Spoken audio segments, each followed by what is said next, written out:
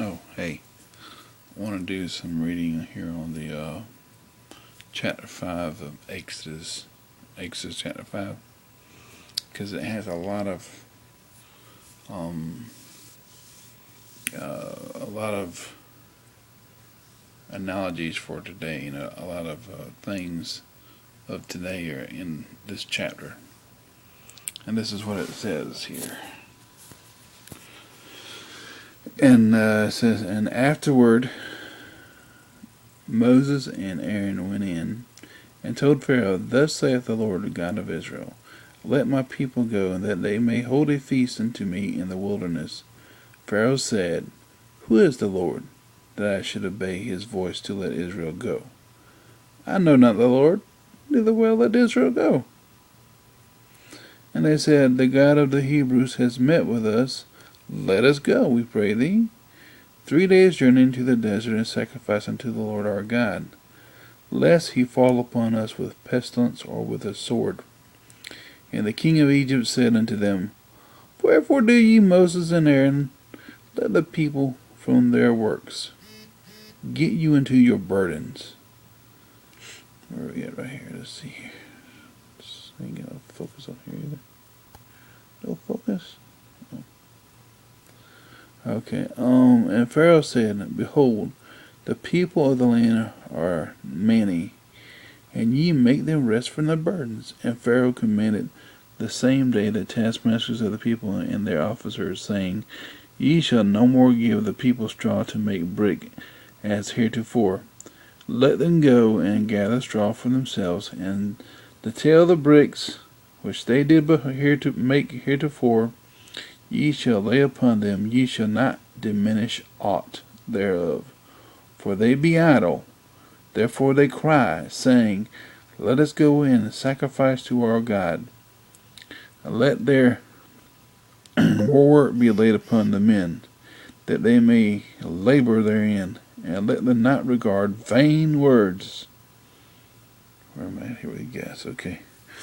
Let me read through the screen here.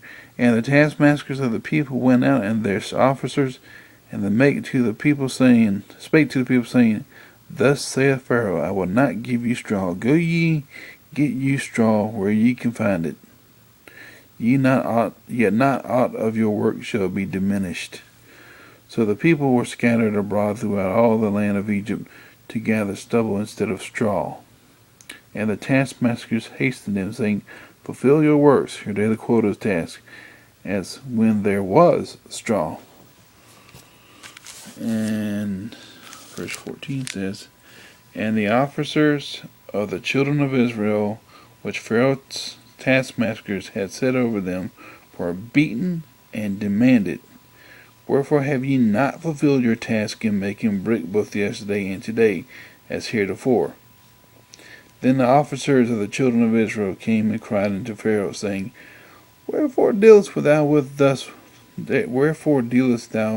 with thy servants? There is no straw given unto thy servants, and they say to us, Make brick, and behold, thy servants are beaten, but the fault is in thine own people. But he said, Ye are idle. Therefore ye say, Let us go and do sacrifice to the Lord. Go therefore now and work, for there shall no straw be given you, yet shall ye deliver the tale of bricks. Let's see here. And the officers of the children of Israel did see that they were in evil case. After that was said, Ye shall not diminish aught from your bricks of your daily task. And they met Moses and Aaron, who stood in the way, as they came forth from Pharaoh. And they said unto them, The Lord look upon you and judge, because ye have made our Saviour to be abhorred in the eyes of Pharaoh, and in the eyes of his servants, to put a sword in their hand to slay us. And Moses returned unto the Lord and said, Lord, wherefore hast thou so evil entreated this people? Why is it that thou hast sent me? Here he goes again. For since I came to Pharaoh to speak in thy name, he hath done evil to this people, neither hast thou delivered thy people at all. But Moses, of course, wasn't looking at the bigger picture. The people had come so complacent in doing the thing that they were doing. And like, Moses, why are you even talking? Leave this guy alone. We're going to get in trouble. You're running your mouth. You're going to get us in trouble. They're beating on us. They're whipping us with whips. And you're over here saying we're going to be saved. Oh, we love the Lord and everything. But you know what? We don't want to be beaten no more. We don't want to be whipped no more. And we have no straw. And they're telling us to go ahead and get stubble. We have none of this. We can't. They're not giving us. You're making life hard for us, Moses. You're making it so hard for us. Yes, we want to be taken out of Egypt and into a good land with milk and honey and everything. But you're making things hard right now. Maybe excuses. You know what I mean? And like we're you making us to be a stink. You putting a bad taste in Pharaoh's mouth of us. He's making things harder for us. It's not easier. And Moses is like, oh, why aren't you saving these people? I mean, like, why aren't you doing what you said you was going to do? He didn't see the bigger picture. Moses at the time, he didn't see the bigger picture. And it's like Pharaoh's like, what are you talking about, God? God can't do nothing for you. Get back to work, slave. You're not going to go out in the desert. You're supposed to work. You're slaves. You got to do work. You ain't got no time to be fooling around with your God. I mean, what's Moses going to do? Who is God that I should listen to him? Don't worry about this God thing. You just get back to your work, and if you don't, I'm going to whip you. And, I'm going to beat you down. So, that's what happens in the world is, a lot. People get so complacent in what they're doing. They get so focused on what they're doing. They don't think about God. They don't think about Jesus Christ's sacrifice on the cross. They're so tied up in thinking the things of the world and working and making good money here and there, or they're just so complacent in their dead-end jobs and everything and making little or nothing, and it's okay, and something else comes around, some other opportunity comes around, and they just, they don't want to go for it. They just, they're brainwashed pretty much. And I've been in jobs before. I've been one job particularly where it was like a rent-to-own job, and if somebody didn't pay for their stuff, you had to go get it and take it out from underneath them. And I had to do that one time with the stove that somebody had, and the woman was cooking food for her kids. And I went in there, I said, ma'am, you got money to pay for this and stuff? Because it's running behind and it's late so many odd days, and they want me to come get it.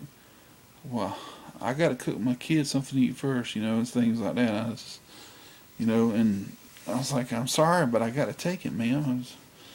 I was like, no, well, would you please let me cook? And I broke right there. I broke.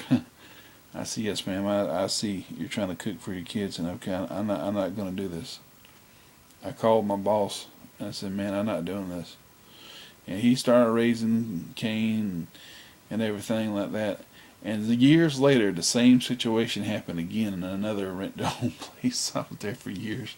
I said, look, I ain't doing this. I'm not taking this guy. In other words, the guy wanted me to go into somebody's house and take out an appliance, and I didn't have permission to go in his house. And the dude that was the manager was a former deputy. He wanted me to. He should know you can't go in somebody's house and take their stuff. So I got tired of being the bad guy. I got tired of saying, well, I don't care how you feel. I don't care what you think. That you're going to give me my money, or you're going to give me my tail, or whatever. Let's say bricks, and the heck with what your kids feel like. The heck with you praying to God about it right there in front of me. As oh Lord, and crying to Him about it. The heck with that. I don't want to hear it. No, I don't want to hear it. I don't think I really had that happen. I'm just making an example. And I don't want to hear all this stuff. I just want my money, or I want my product.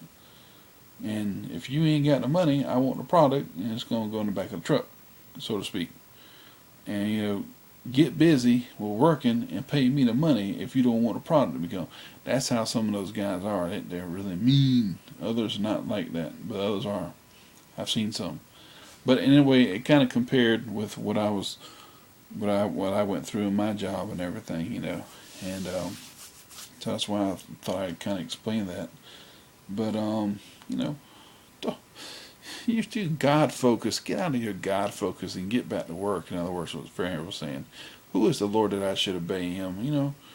I don't know who this God is you're talking about. You just need to get your butt back to work and be slaves and do what I tell you to do. Make my palaces for me, because I'm the king and you're not.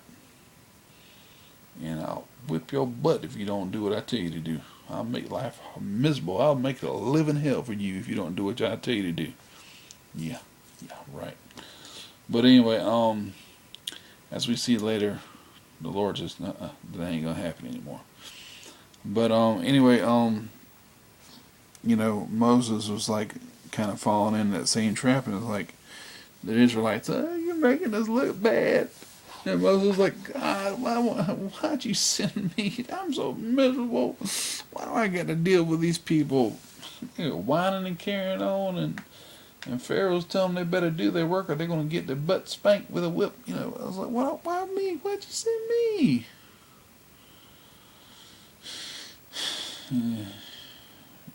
I digress. Why did God send any of us? Because evidently we got something that we don't know we have. But he knows. But anyway, being it is, what time is it here? Well, wait a minute, I thought it was 12 o'clock. Hang on. Alright. It is officially 12 o'clock. That means it is 9/11/13. So that means 12 years ago, the Twin Towers fell, the Pentagon got hit, people in Pennsylvania went down in the field.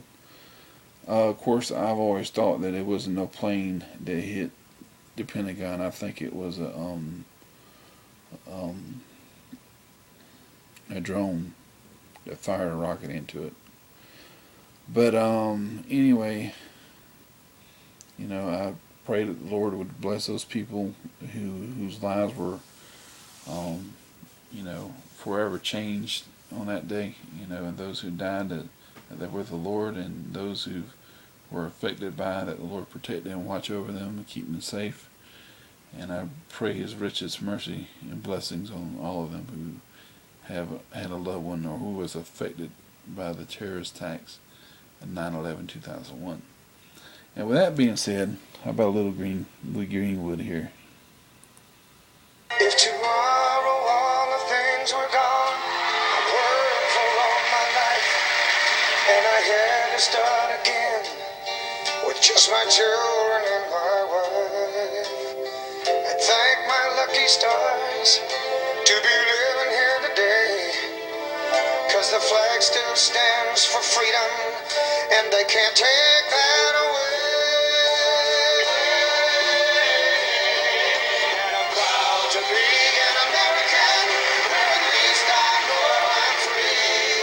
And I won't forget the men who died, who gave that right to me. And I gladly stand up next to you and defend her still today, 'cause there ain't no doubt I love this land.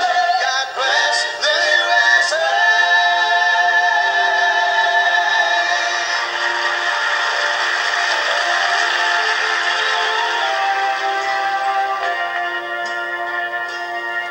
From the lakes of Minnesota to the hills of Tennessee, across the plains of Texas, from sea to shining sea, from Detroit clear to Houston, and New York to LA. There's pride in every American heart, and it's time you stand and say, that I'm proud to be an American, where at least I know I'm free. And I won't forget the men who died, who gave that right to me.